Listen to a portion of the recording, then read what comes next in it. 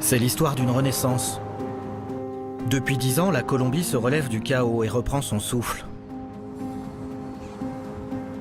Grâce au processus de paix, engagé avec les FARC, l'armée révolutionnaire, le pays n'a jamais été aussi sûr depuis 50 ans.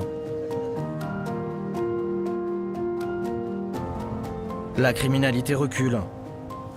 Les narcotrafiquants qui ont fait fortune grâce à la feuille de coca sont moins influents. Une tranquillité relative s'installe dans le pays. Un pays grand comme 2 fois la France, bordé par la mer des Caraïbes et l'océan Pacifique. Grâce à ces paysages de cartes postales, la Colombie est devenue une destination à la mode.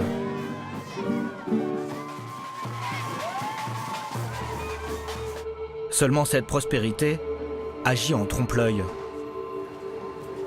Les dollars qui affluent à nouveau dans le pays ne profitent pas à tous les Colombiens. Au détour des rues, la misère saute aux yeux.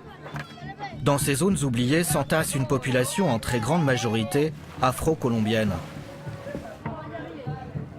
Ce sont les descendants des esclaves, conduits ici par les conquistadors espagnols.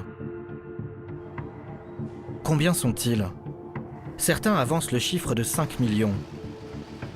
Dans le pays le plus métissé d'Amérique latine, le sort de ces Afro-Colombiens n'est pas une priorité du gouvernement. Pendant des semaines, nous avons parcouru la Colombie à la rencontre de cette population déshéritée et méconnue.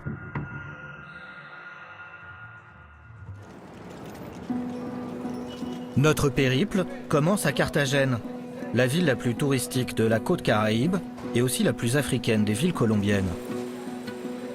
Ses petites ruelles, son charme désuet et ses grandes bâtisses coloniales lui ont valu le titre de perle des Caraïbes.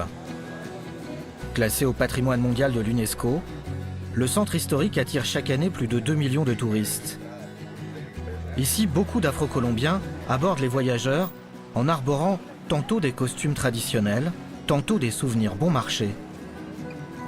Le soir, la ville change de visage, les rues s'animent. Vers 22 h, les touristes sortent des restaurants pour boire un verre et danser.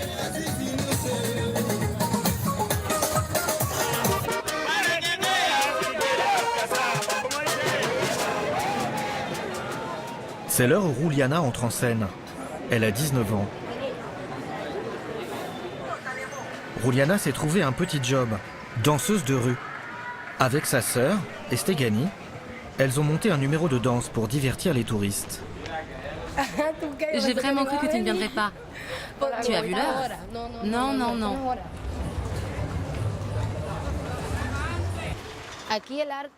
Ici, la question de l'art est sensible.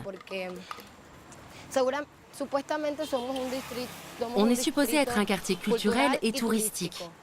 Mais en réalité, tout est touristique. Parce que tout l'argent, tous les investissements ne vont que dans le centre-ville, alors que chaque jour, des milliers de personnes meurent de faim. Ils n'ont même pas de quoi s'acheter un café, à peine de quoi boire un verre d'eau.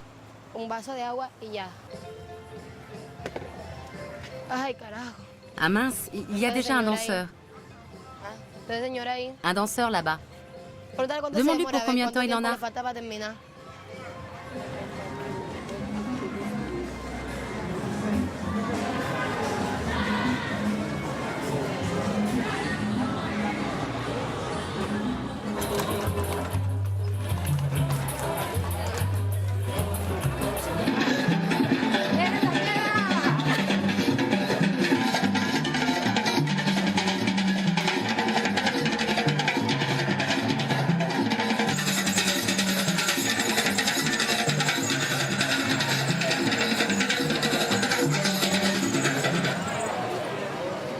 La quête ce soir-là lui rapportera une vingtaine d'euros.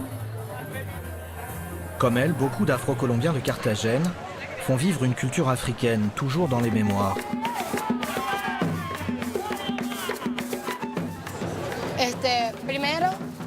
Au départ, je dansais la champeta africaine.